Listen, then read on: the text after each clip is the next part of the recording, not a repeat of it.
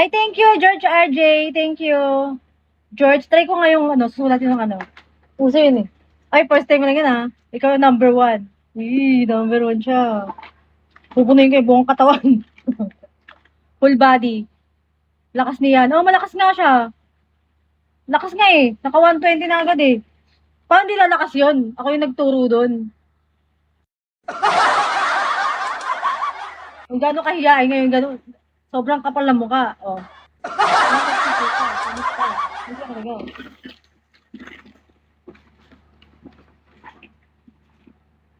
Ay, kaso na wala yung ballpen. Naka-live siya. Talaga. Magaling nga siya eh. Hindi nga, panoodin nga natin. Go dance. Send mo na ako ng 100. Go, go, go, go. Let's go. Wala yung petal pen ko. Kaya mo yun. Para makabili siya ng cellphone niya. George R., what do you want?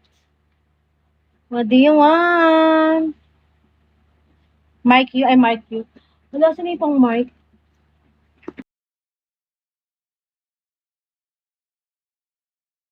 Pa George, first time lang yun ng George yun.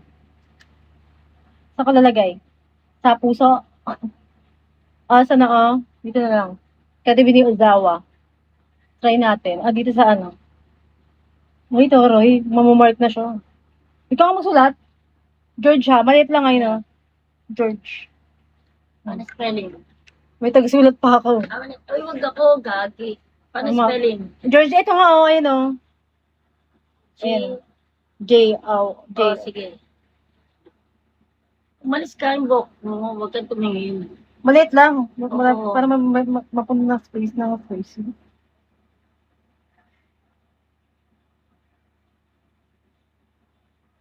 Ayan. May takip. May tagasulat pa ako. Panis ka, boy. Sabi mo na itong buong katawan ko. Lahat lalagyan natin. Where the go ako dyan? You can show me. George, you want more? More name? This is your name.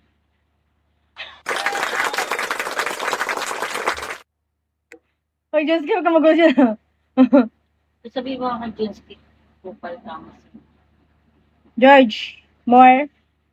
Parang tamas pa, parang mag-spelling mo. Ayun o. You want mark you? More? Go, go, go. Ayun na Here. Send me more. Send me more, send me more. First